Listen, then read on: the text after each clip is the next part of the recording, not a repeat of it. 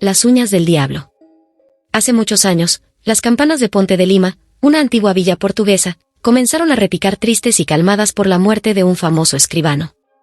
Por las reacciones de la población que sucesivamente iba recibiendo la noticia, quedaba claro que la muerte de ese hombre no era motivo para lamentarse, pues el escribano no era precisamente un modelo de virtud y honestidad, habiendo herido a muchas familias de la comunidad. Se sabía que el muerto falsificaba documentos y aceptaba sobornos, los cuales guardaba en un baúl que escondía en el sótano de su casa. Se daba por hecho que su alma no tendría salvación y se dudaba que siquiera tuviera el derecho a un entierro cristiano. Pero, antes de morir, el escribano quiso comprar la consideración y el disgusto de sus vecinos, fingiéndose arrepentido de sus condenables actos, comulgando y recibiendo la extremaunción de las manos ingenuas de un sacerdote. Sin embargo, la falsedad de esta actitud no convenció ni conmovió a nadie más. El dueño de la funeraria no quiso proporcionar el ataúd, y el sepulturero se negó a cavar la tumba.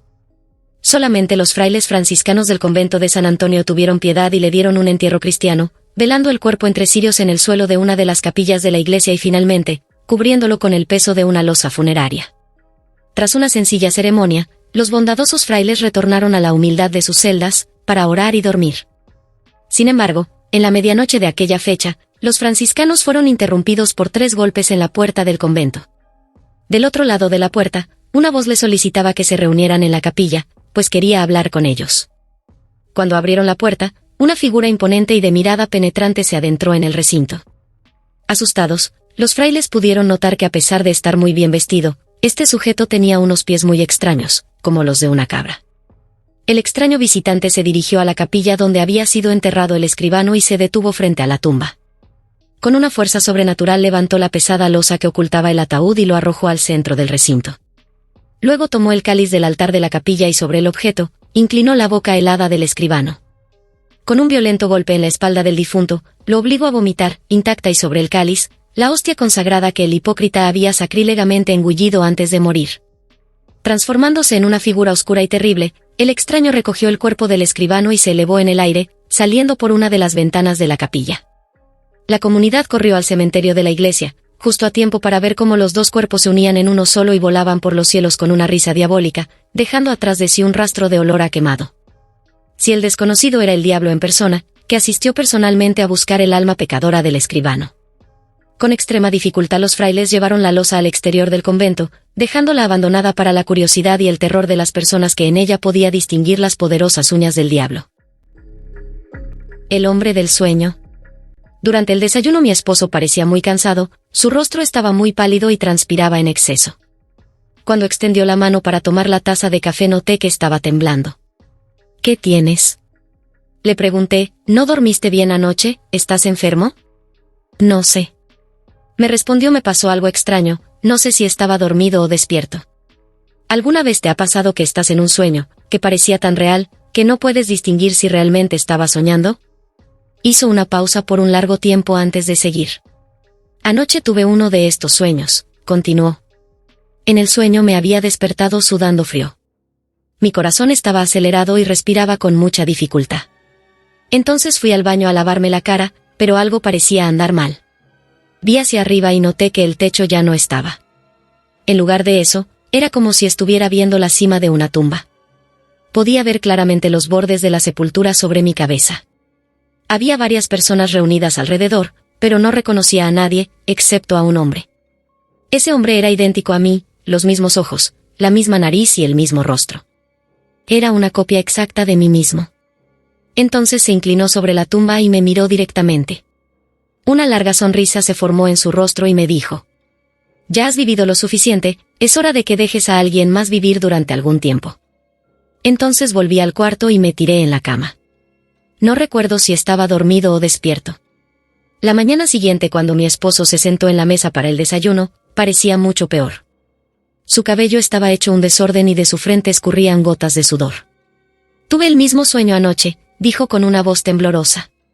No dijo nada más, pero cuando salió a trabajar me besó y pude ver el miedo en sus ojos. Comencé a preocuparme mucho. Mi esposo siempre fue una persona tranquila y relajada, y ahora parecía haberse transformado en un manojo de nervios. Cada noche, durante una semana, él tuvo la misma pesadilla. Por la mañana, antes de salir al trabajo, me platicaba sobre su sueño. Su rostro siempre estaba pálido y sus ojos mostraban el terror que le provocaba aquella situación, entonces empezó a adelgazar y a adquirir un aspecto de enfermo. Ahí fue que decidí que era hora de llevarlo con un psicólogo.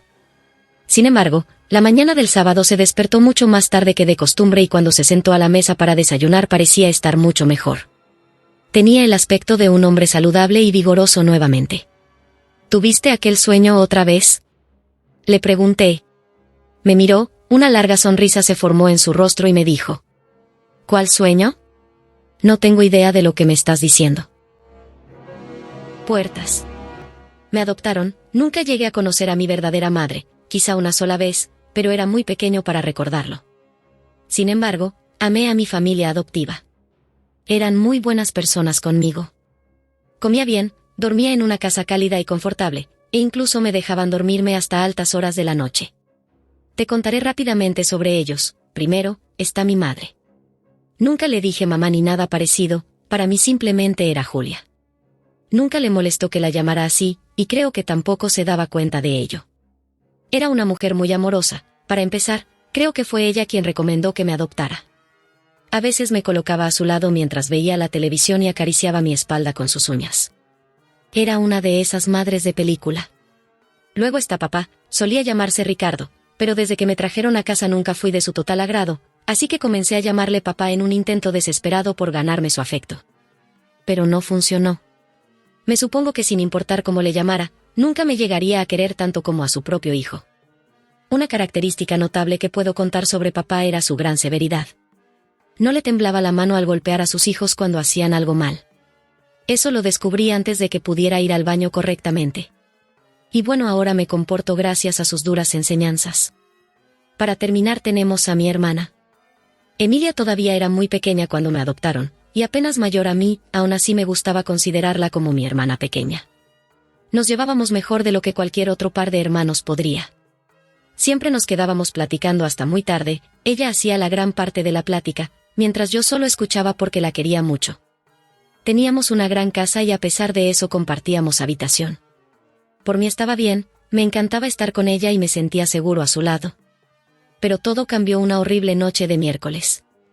Estaba en casa tomando una siesta cuando Emilia abrió la puerta de enfrente.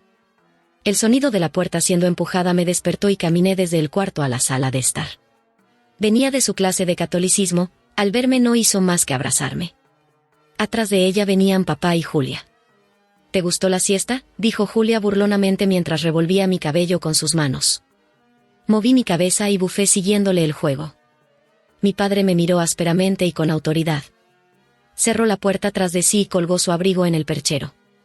Solo era una broma, gruñí en voz baja, asegurándome de que no me había escuchado, de no ser así habría tenido un golpe como respuesta. Emilia pasó a nuestro cuarto y fui tras de ella. Comenzó a platicarme sobre su día. Ya sabes, cosas de chicas. Después de su relato me sugirió que viéramos algo en la tele. Estaba aterrado y no sabía qué hacer, comencé a gritar y llorar. Vi cómo derribó la puerta que era la única protección de mi mamá, vi cómo levantaba la larga hoja de afeitar que traía consigo, pero que se rehusaba a utilizar apropiadamente, y vi cómo abría a mi mamá en dos. Entonces escuché algo, lo último que hubiera querido escuchar, era el grito de Emilia, detrás de mí. Esa monstruosidad apartó su mirada de mi madre descuartizada y la posó en mi pequeña hermana. Se levantó y caminó hacia nosotros. Mi hermana giró y corrió, yo me encontraba petrificado cuando él me pasó de lado para ir tras ella. ¿Qué hacía en la casa? ¿No había evaluado la situación y huido? Lo seguí, me imaginé que la mataría también, pero estaba tristemente equivocado. La agarró del brazo y tiró dejando claro quién estaba en control. Hice todo el ruido que pude, esperando y rogando que alguien pudiera escucharme y viniera en nuestra ayuda. No podía llevársela. No a ella. Cuando pasó delante de mí me arrimé contra la pared y gemí en horror. ¿Por qué? No respondió, en cambio puso su mano libre en mi cabeza, mientras Emilia gritaba por auxilio.